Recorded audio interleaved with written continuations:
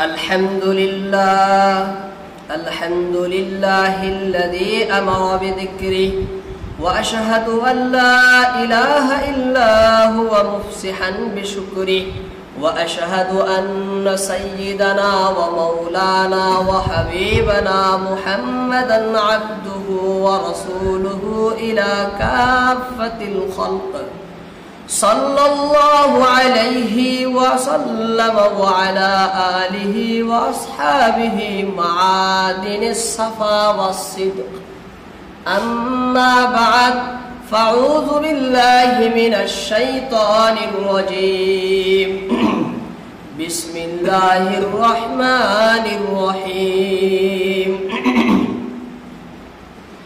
إذا زلزلت الأرض زلزالها وأخرجت الأرض أثقالها وقال الإنسان ما لها يومئذ تحدث أخبارها بأن ربك أوحى لها يومئذ يصدر الناس أشتاتا ليروا أعمالهم فمن يعمل مثقال ذرة خيرا يره ومن يعمل مثقال ذرة شرا يره. সূরা জিলজাল পবিত্র কোরআনের 99তম এটি সূরা। এই সূরার ভিতরে 8টি আয়াত, 30টি শব্দ এবং 149টি বর্ণ রয়েছে। সূরাটি কোথায় নাজিল হয়েছে এ সম্পর্কে তফসিরে ইবনুল জাওজি, তফসিরে সালাবি, তফসিরে দুররে মনসুর, তফসিরে আজিজি এছাড়া অনেক তফসিরের ভিতরে লেখে দুটি মত রয়েছে। অধিকাংশ এক শ্রেণীর মুফাসসিরগণ বলেন মক্কায় নাজিল হয়েছে, আবার অন্য শ্রেণীর উলামা মুফাসসিরগণ বলেন যে মদিনায় নাজিল হয়েছে। কেউ বলেন সূরাটি মাক্কি, আবার কেউ বলেন সূরাটি মাদানী। এই সূরাটির কয়েকটি নাম রয়েছে, যেমন জিলজাল, জালজালা, ইজা জুলজিলাত বা জুলজিলাত। এই সূরার প্রথম আয়াতের ভিতরে ইজা জুলজিলাত রয়েছে, সেই জন্য সেই জুলজিলাত নিয়ে বা জিলজালকে নিয়ে সূরার নাম রাখা হয়েছে। সূরার শানে নুজুল বা পটভূমিকা কি, কখন এই সূরা কেন নাজিল হলো এ সম্পর্কে তফসিরে আজিজের ভিতরে শাহ আব্দুল আজিজ মুহাদ্দিসে দেহলভী রহমতুল্লাহ আলাইহি লেখেন যে যারা কিয়ামতকে অস্বীকার করত, যারা কিয়ামতকে বিশ্বাস করত না, তারা আল্লাহর নবী মুহাম্মদ রাসূলুল্লাহ সাল্লাল্লাহু আলাইহি ওয়াসাল্লামের নিকটে এসে জিজ্ঞাসা করতেন, প্রশ্ন করতেন, আপত্তি উত্থাপন করতেন যে আপনি যে কিয়ামতের কথা বলেন সেই কিয়ামত কবে হবে, কোন দিন প্রতিষ্ঠিত হবে সেই মহাপ্রলয় দিবস। এর জবাবে আল্লাহ রাব্বুল আলামিন এই সূরাটি নাজিল করেন। সূরাটি নাজিল হয় আল্লাহর নবী মুহাম্মদ রাসূলুল্লাহ সাল্লাল্লাহু আলাইহি সাল্লামের নিকটে যখন নবীজি রাত্রের এক অংশ অতিবাহিত হয়ে যায়। সেই সময় জিবরাইল সূরাটি নবীর কাছে নিয়ে আসেন। নবী আর বিলম্ব না করে তখনই সঙ্গে সঙ্গে সাহাবাদের নিকটে যান আর তেলাওয়াত করে সূরা জিলজাল শোনান। রাত দিনের সকালের নবী অপেক্ষা করেন না, রাত্রেই নাজিল হওয়ার সঙ্গে সঙ্গে সাহাবাদের নিকটে যান আর আল্লাহর নবী সূরাটি শুনিয়ে দেন। আর যখন কোরআনের ভিতরে যখন সন্নিবিষ্ট করা হয় তখন আল্লাহর নবী বলেন এই সূরাটি সূরা বাইয়িনার পরে রাখো। কেন? সূরা বাইয়িনার ভিতরে আল্লাহ রাব্বুল আলামিন আলোচনা করেছেন যে যারা ঈমানদার হবে তারা চিরকালের জন্য জান্নাতে যাবে, আর যারা কাফির ও মুশরিক হবে তারা চিরকালের জন্য জাহান্নামে যাবে। এবার প্রশ্ন হলো সেই দিন কবে আসবে, সেই দিন কখন? যখন আহলে ঈমান যারা তারা জান্নাতে যাবে, আর কাফির ও মুশরিকরা জাহান্নামে যাবে সেই দিন কবে? এই কবে প্রশ্নের জবাবে সূরা জিলজাল। এই জন্য সূরা বাইয়িনার পরে সূরা জিলজাল রেখে বলা হয়েছে সেই দিন তখন হবে যখন গোটা বিশ্ব জগৎ প্রবলভাবে প্রকম্পিত হবে।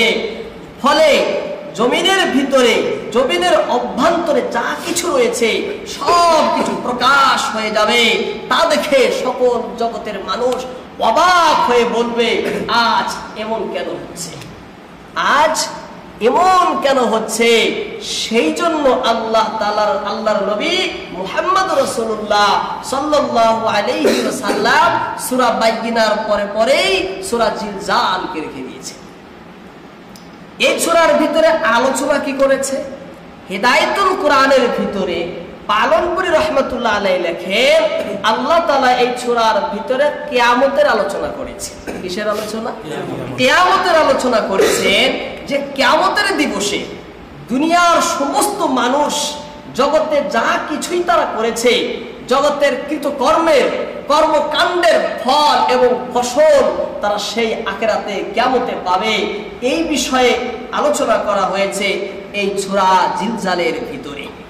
তাই কবি বলেন যে সৃষ্টিকুল আছে যত সব হবে সমবেত, সৃষ্টিকুল আছে যত সব হবে সমবেত, মালিকের একটু ইশারায় সবাই জগতের কর্মফল সবাই পাবে সকল, বিচারকে করবে জেনে।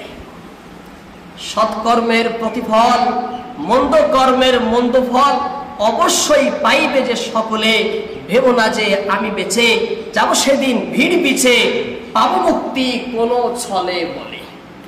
সেই দিন আখিরাতে সকলেই কোন ছলে বলে কেউ পরিত্রাণ পাবে না, মুক্তি পাবে না, নিষ্কৃতি পাবে না, বাঁচার কোনো রাস্তা নেই। সেই জগতে সকলেই জগতের করা কার্যকলাপ কর্ম সব কিছুই এক এক করে তার ফল সেদিন পাবে। সেই দিন আল্লাহ সকলের সাথে ন্যায় করবেন, অন্যায় কারোর সাথে করবেন না। আল্লাহ যদি করেন রহম করবে, মানুষ সে প্রাপ্য তত্ত্ব পায় না, সে আল্লাহ তাআলা নিজ করুণায়, নিজ দয়া রহম ফজলে তাকে অধিক থেকে অধিক, বিশাল থেকে বিশাল পুণ্য নেকি এবং তাকে অনুদান, অনুগ্রহ, অনুকম্পা আল্লাহ তার উপরে করবে। আল্লাহ তাআলা সূরা জিলজালের ভিতরে বলেন, ইযা জুলজিলাতিল আরদু জিলজালাহা, যখন পৃথিবী তার কম্পনে কম্পিত হবে। ইযা যখন, জুলজিলাত প্রবলভাবে প্রকম্পিত হবে। আল আরদু মানে এই জমি, এই ভূখণ্ড, জিলজালাহা আপন প্রকম্পনে। ইযা জুলজিলাতিল আরদু জিলজালাহা, যখন এই পৃথিবী প্রবলভাবে আলোড়িত হতে থাকবে আল্লাহর কর্তৃক নির্ধারিত নৈসর্গিক পন্থায়। ইযা জুলজিলাতিল আরদু জিলজালাহা, যখন ভূখণ্ড প্রচন্ড ভাবে কেঁপে উঠবে মহান আল্লাহর শান ও হিকমত অনুযায়ী।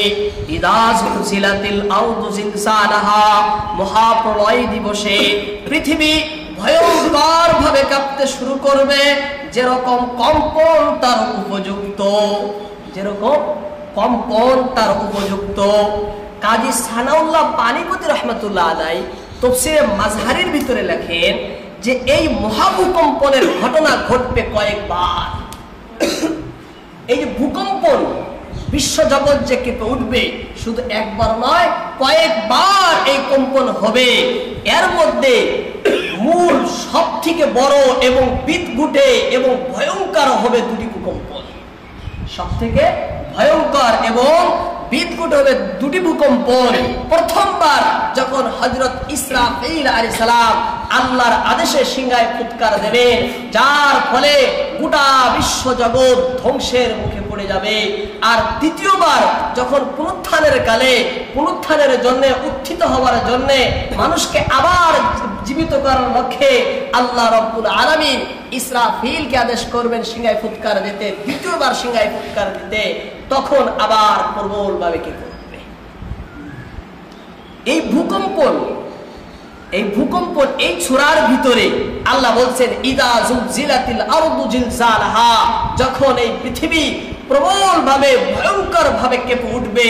এই কম্পন তারা উদ্দেশ্য কি, এই কম্পনটা কখন হবে, কম্পনটা কখন হবে, বা এই কম্পন দ্বারা উদ্দেশ্য কোন কম্পন, এ সম্পর্কে হযরত ইবনুল জাওজি রাহমাতুল্লাহ আলাইহি তাফসীরে ইবনুল জাওজির ভিতরে লেখেন, ওয়া ফি ওয়াক্তি হাযিহি সালসালাতি কাওলান আহাদুহুমা তাকুনু ফিদ দুনিয়া ওয়া হিয়া মিন আশরাতিস সাআ ওয়া সানি আন্নাহা সালসালাতু ইয়াউমিল কিয়ামাহ।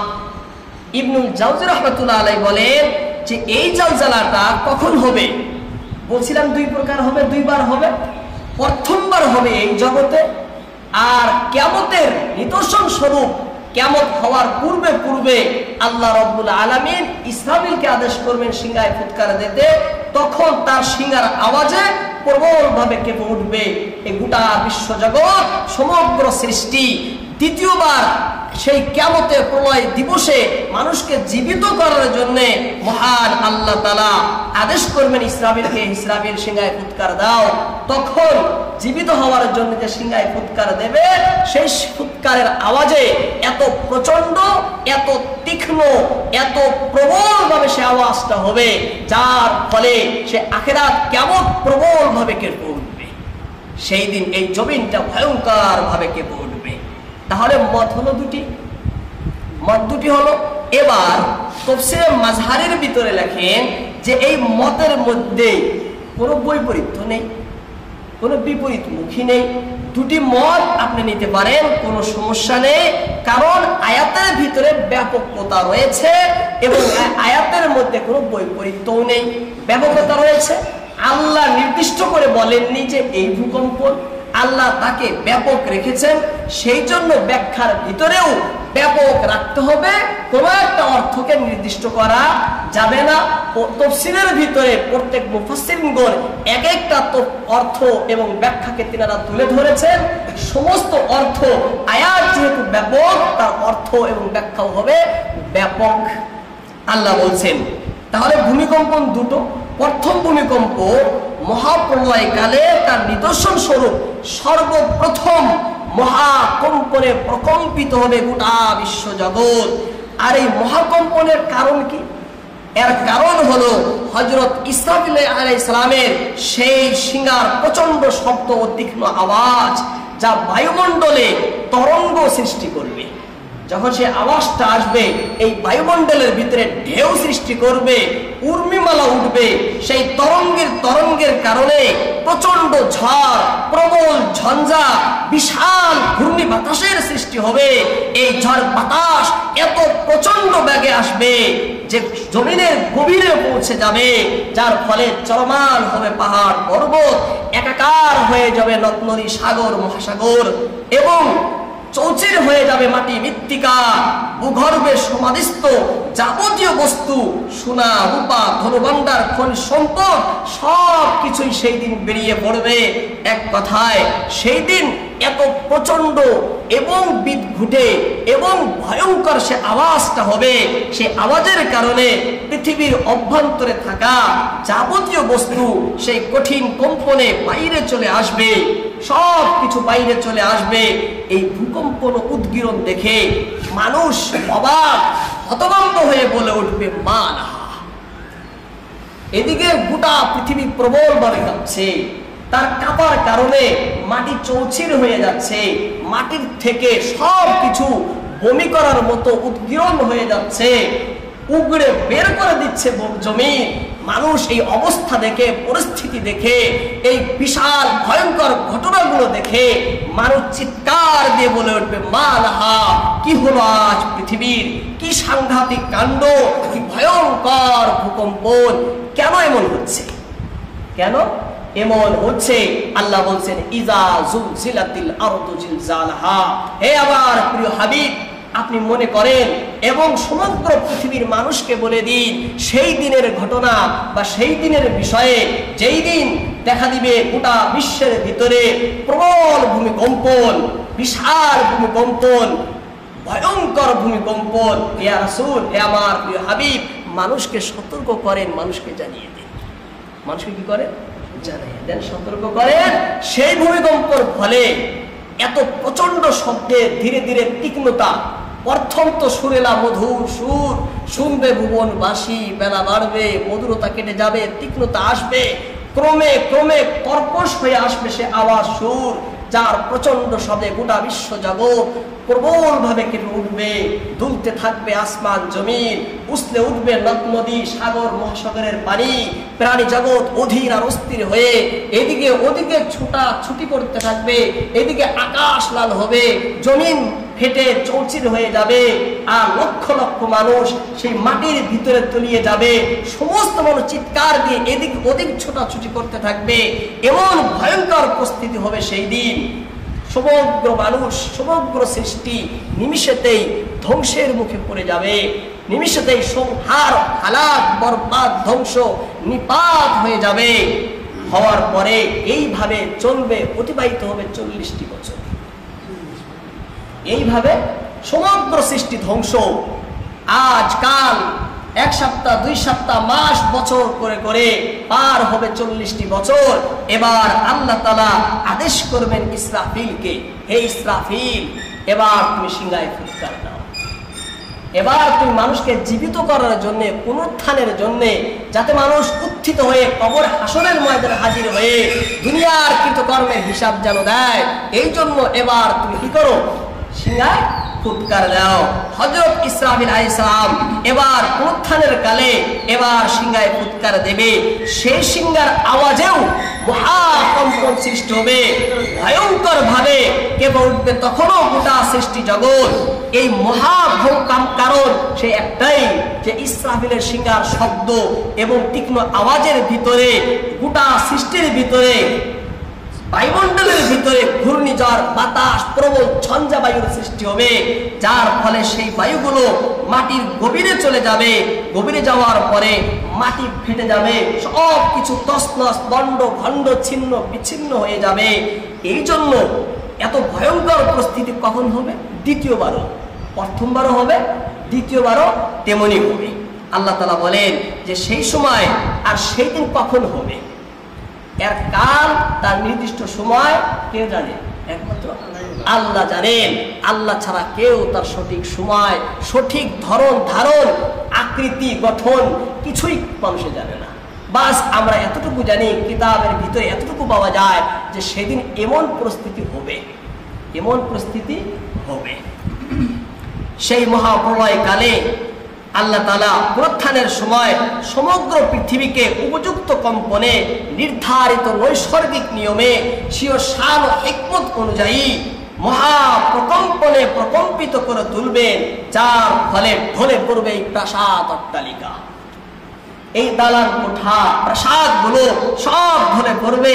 কায়েম থাকবে না পাহাড় পর্বত, বিলীন হয়ে যাবে গাছ বৃক্ষ তরুলতা। এক কথায় জগতের কোনো কিছুই অবশিষ্ট থাকবে না সেই দিন, বরং সেই দিন জগতের যাবতীয় উঁচু নিচু সমান্তরালে পরিণত হবে। সব কিছু সমান হয়ে যাবে, সমান্তরালে পরিণত হয়ে যাবে। কেন হবে? যাতে হাসরের ময়দান হয় অতি পরিষ্কার, যাতে হাসরের ময়দান একদম সমতল ভূমিতে যেন পরিণত হয়, পরিষ্কার হয়, যার ফলে জগতের সমস্ত উঁচু নিচু সব সমান হয়ে যাবে, সমতল হয়ে যাবে। কোনো খাবা দাবা, অসমতল আর থাকবে না, অসমান আর থাকবে না, অসমান্তরাল একবেকা আর থাকবে না, সব কিছু কি হয়ে যাবে? সমান হয়ে যাবে। হযরত শাহ আব্দুল আজিজ মুহাদ্দিস দেহলভী রাহমাতুল্লাহ আলাইহি বলেন যে প্রথমবার তো বুঝে আসলো যে দুনিয়া কম্পন হবে ভয়ঙ্কর ভাবে, কিন্তু দ্বিতীয়বার কেন হবে? দ্বিতীয়বার তো হওয়া লাগছিল না? হ্যাঁ, একটা বোঝার জন্য দ্বিতীয়বার কেন হবে?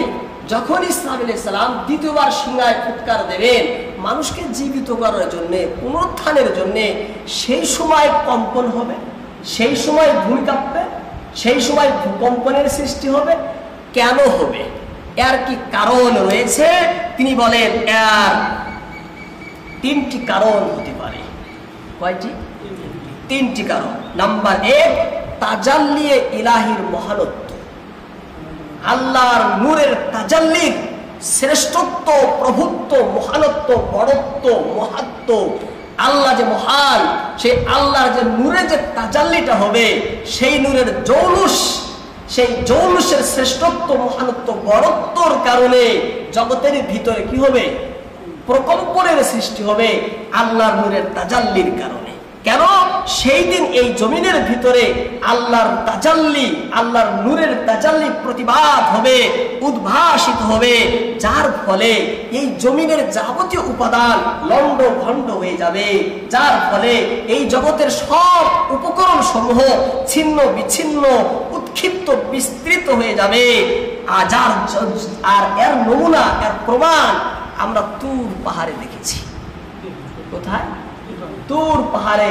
অর্থাৎ আল্লাহ তাআলা সূরা আরাফের ভিতরে হযরতে মূসা আলাইহিস সালামের সাথে যে কালাম করেছিলেন, দেখা করেছিলেন, সেই ঘটনার দিকে লক্ষ্য করলে বোঝা যায় যে আল্লাহর নূরের তাজাল্লির কারণেও কি হয়? ভয়ঙ্কর কম্পন সৃষ্টি হয়। কিভাবে? আল্লাহ তাআলা বলেন, ওয়ালাম্মা জাআ মূসা লিমিকাতিনা ওয়া কাল্লামাহু রাব্বুহু, ওয়ালাম্মা এবং যখন চলে আসলো মূসা আলাইহিস সালাম মিকাতিনা আমার নির্দিষ্ট জায়গায় নির্দিষ্ট সময়ে। আল্লাহ বলেন যখন মূসা আলাইহিস সালাম আমার নিকটে নির্দিষ্ট সময়ে নির্দিষ্ট জায়গায় যখন চলে আসলো, ওয়া কাল্লামাহু রাব্বুহু তার প্রতিপালক তার সাথে কালাম করলেন, তার প্রতিপালক তার সাথে কালাম করলেন। ক্বালা যখন কালাম করলেন, ভালো লাগলো মূসা আলাইহিস সালামের। এবার মূসা আলাইহিস সালামের অন্তরে উদ্ভাসিত হলো, তিনি বলে ফেললেন, ক্বালা রব্বি আরিনি আনজুর ইলাইক, হে আমার প্রতিপালক আরিনি, আচ্ছা দেখা তো দিন আপনি, আরিনি আপনি আমাকে দেখা দিন, আনজুর ইলাইক আমি আপনাকে দেখব, আমি আপনাকে দেখতে চাই, আমি আপনাকে দেখতে চাই। ক্বালা লান তারানি ওয়ালাকিন ইনজুর ইলাল জাবাল, আল্লাহ উত্তর দিলেন, হে মূসা লান তারানি তুমি কখনো আমাকে দেখতে পাবে না, দেখতে পারবে না, ওয়ালাকিন হা আচ্ছা কিন্তু উনজুর তুমি তাকাও, ইলাল জাবালি পাহাড়ে, তুমি পাহাড়ের দিকে তাকাও, ফাইনিস্তাকাররা মাকানাহু যদি দেখো সেই পাহাড় তার নিজ স্থানে স্থির আছে, যদি তুমি তাকানোর পরে দেখো যে পাহাড় কি আছে? আপন জায়গায় স্থির আছে, ফাসাউফা তাহলে অচিরেই তারানি তুমি আমাকে দেখতে পারবে, ফাসাউফা তারানি তাহলে অচিরেই তুমি আমাকে দেখতে পারবে। এবার ফালাম্মা তাজাল্লা রাব্বু, ফালাম্মা তাজাল্লা রাব্বু এবার আল্লাহ তাআলা আপনার প্রতিপালক তাজাল্লি দিলেন, নূরের তাজাল্লি জৌলুস প্রকাশ করলেন। কোথায়? লিল জাবালি পাহাড়ে। আল্লাহ তাআলা পাহাড়ে তিনার নূরের জৌলুস জ্যোতি প্রকাশ করলেন। করার পরে জাআলাহু দাক্কা তখন তাকে চূর্ণ করে দিল। আল্লাহর নূরের তাজাল্লি সেই পাহাড়কে কি করলো? চূর্ণ চূর্ণ গুঁড়ো গুঁড়ো টুকরো টুকরো করে দিল। ওয়া খাররা মূসা সাইকা আর মূসা আলাইহিস সালাম জমিনে ঘিরে পড়লেন। মূসা আলাইহিস সালাম বেহুশ হয়ে পড়ে গেলেন। ওয়া খাররা মূসা সাইকা আর মূসা আলাইহিস সালাম বেহুশ হয়ে জমিনে পড়ে গেলেন। এই আয়াত দ্বারা তাফসীরে বোঝান যে দেখুন এখানে আল্লাহ তাআলার নূরের তাজাল্লির কারণে কি হয়েছিল? কম্পনের কারণে পাহাড়ি গুঁড়ো হয়েছিল, চূর্ণ চূর্ণ হয়েছিল। সেই কিয়ামতের দিন পুনরুত্থানের পরে আল্লাহর সেদিন তাজাল্লি হবে নূরের। এই নূরের তাজাল্লি ইলাহির মহানত্বের কারণে মহাকম্পনের সৃষ্টি হবে সেই দিন। এটি হলো তার একটি কারণ, একটি কারণ। দ্বিতীয় কারণ, ওই দিন নেক লোক উপস্থিত হবে, পাপী লোকও উপস্থিত হবে, আল্লাহর বাধ্য বান্দাও হাজির হবে, আল্লাহর অবাধ্য বান্দাও হাজির হবে। যারা আল্লাহর অবাধ্য তাদেরকে দেখে আল্লাহ গুসা করবেন, তাদেরকে দেখে আল্লাহ নারাজ হয়ে যাবেন, আল্লাহ ক্রোধে এসে যাবেন, আল্লাহ রাগান্বিত হয়ে যাবেন। তাদেরকে দেখে আল্লাহর রাগ, আল্লাহর ক্রোধ, আল্লাহর আক্রোশ এত তীব্র হবে, এত কঠিন এবং ভয়ঙ্কর হবে, সেই ক্রোধের তীব্রতার কারণেও সেই দিন জালজালা, ভূমিকম্প, কম্পনের সৃষ্টি হবে। সেই দিন মহাকম্পনের সৃষ্টি হবে আল্লাহর ক্রোধের তীব্রতার কারণে। এই বিষয়ে আল্লাহ তাআলা সূরা কাফিরের মধ্যে বলেন, ইয়াউমাহুম বারিজুন, মানুষ সেই দিন কবর থেকে বের হয়ে আসবে। ইয়াউমা, সেই দিন, হুম, সমস্ত মানুষ, বারিজুন, বের হয়ে আসবে কোথা থেকে? কবর থেকে। লা ইয়াখফা আলাল্লাহি মিনহুম শাই, আল্লাহর কাছে তাদের কোনো কিছুই গোপন থাকবে না, গুপ্ত থাকবে না। সেই দিন সব কিছু প্রকাশ হবে, আল্লাহর নিকটে কোনো কিছু কি থাকবে না? গুপ্ত থাকবে না। লিমানিল মুলকুল ইয়াউম, এবার আল্লাহ প্রশ্ন করবেন, লিমানিল মুলকুল ইয়াউম, আজ কার রাজত্ব? আজকের একচ্ছত্র রাজত্ব আর কার আজকে? হ্যাঁ, আজকে এই কর্তৃত্ব পরিপূর্ণ, আসল, মূল, একচ্ছত্র কর্তৃত্ব কার আজকে? এবার আল্লাহ মহারাগে রাগান্বিত হয়ে নিজেই জবাব দিবেন, লিল্লাহিল ওয়াহিদিল কাহ্হার, আজকের দিনে একমাত্র রাজত্ব, একচ্ছত্র কর্তৃত্ব একমাত্র আল্লাহ। কার? আল্লাহর, যে আল্লাহ একক এবং যে আল্লাহ মহাপরাক্রমশালী, বহুত শক্তিশালী যে আল্লাহ, সেই আল্লাহরই একমাত্র আজকে রাজত্ব, একমাত্র সে আল্লাহরই অধীনস্থ, একমাত্র সে আল্লাহরই প্রভুত্ব, সে আল্লাহরই মালিকানা। আজকে কেউ আর মালিক নেই, আজকে কেউ আর মালিক নেই। তৃতীয় কারণ, 3 নম্বর কারণ হলো হযরত ইসরাফিলের সিংহের আওয়াজের ধ্বনি এত প্রবল, এত ভয়ঙ্কর, এত বিদ্যুতে, এত প্রচন্ড বেগে সে আওয়াজটি হবে। সে আওয়াজের কারণে ঘূর্ণি বাতাস, ঝড় এবং ঝঞ্ঝার সৃষ্টি হবে। এই সৃষ্টির কারণেও জগতে কি হবে? কম্পনের সৃষ্টি হবে। কি হবে? কম্পনের সৃষ্টি হবে। সেজন্য আল্লাহ বলছেন, ইযা যুলজিলাতিল আরদু জিলজালাহা, সেই দিন জমিন প্রবল ভাবে, ভয়ঙ্কর ভাবে প্রকম্পিত হবে। এবার সেই দিন বলতে কোন দিন? প্রথম হতে পারে, দ্বিতীয় হতে পারে। হযরত ইসরাফিল আলাইহিস সালামের সিংহার প্রথমবার যখন ধ্বনি দিবেন তখনও হতে পারে, এবং আবার জীবিত করার জন্য যখন ধ্বনি দিবেন তখনও হতে পারে। কিন্তু বেশি প্রবল সম্ভাবনা হচ্ছে দ্বিতীয় মতটি। কেন? এর পরের আয়াতেই আল্লাহ তাআলা এই সূরার ভিতরে আখিরাতের কথা বলেছেন, আখিরাতের বিবরণ, আখিরাতের বর্ণনা এবং হিসাব নিকাশের আলোচনা করেছেন। এই দিকে লক্ষ্য করলে বোঝা যায় যে এই আয়াতের ভিতরে যে ভূমিকম্পর কথা রয়েছে, সেটি সে আখিরাতের দ্বিতীয় ভূমিকম্পর কথা রয়েছে। এটি মত, একটি সম্ভাবনা রয়েছে, প্রবল সম্ভাবনা রয়েছে। যাই হোক, এই কঠিন কম্পনের কারণে, এই ভয়াবহ বিদ্যুটে প্রকম্পনের কারণে মানুষের অন্তরে এবং জমিনের অন্তরে, অভ্যন্তরে যা কিছু রয়েছে সব কিছু কি হবে? জমিন উগরে, বমি করে, বমন করে, উদ্গীরণ করে সব বের করে দেবে। তাই আল্লাহ তাআলা সূরা জিলজালের 2য় আয়াতের মধ্যে বলেন, ওয়া আখরাজাতিল আরদু আসকালাহা, এবং জমিন তার বোঝা বের করে দেবে। ওয়া, এবং আখরাজাত, বের করে দেবে, আল আরদু, এই জমিন, আসকালাহা, তার বোঝা সমূহ, তার ভার সমূহ। ওয়া আখরাজাতিল আরদু আসকালাহা, যখন পৃথিবী তার বোঝা ভার উদ্গীরণ করে দেবে।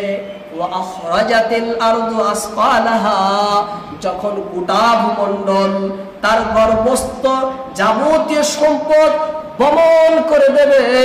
ওয়া আখরাজাতিল আরদু আসকালাহা, যখন জমিন তার অভ্যন্তরে, তার পেটে, তার অন্তরে থাকা যাবতীয় বস্তু বমি করার মতো বের করে দেবে। ওয়া আখরাজাতিল আরদু আসকালাহা, অর্থাৎ সেই দিন এই জমিনের প্রকৃত মালিক, এই জমিনের প্রকৃত মালিক, একমাত্র মালিক মহান আল্লাহ রাব্বুল আলামিন, পুনরুত্থানকালে পৃথিবীর অভ্যন্তরে লুকায়িত সকল কিছুই বা ভূগর্ভে সমাহিত যাবতীয় বুঝাবার বের করে দেবেন। জমিন বের করে দেবেন মানে আল্লাহ তাআলা সব কিছু কি করে দেবেন? বের করে দেবেন। এবার প্রশ্ন, আসকালহা মানে কি? জমিন তার বুঝা বের করে দেবে। বুঝা মানে বুঝাবার অর্থ, এর উদ্দেশ্য কি? এ সম্পর্কে হযরত ইবনুল জাওজি রাহমাতুল্লাহ আলাইহি তাফসীরে জাওজির ভিতরে লেখেন, قوله تعالى وأخرجت الأرض أثقالها فيه قولان أحدهما ما فيها من الموتى والثاني كنوزها।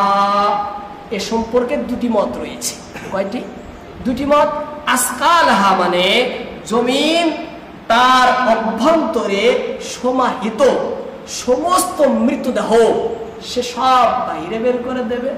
দ্বিতীয় মত হলো যে এই জমিনের ভিতরে রক্ষিত সংরক্ষিত ধনভাণ্ডার, সম্পদ, খনিজ সম্পদ, সোনা রূপা সব কিছুই কি করে দেবে?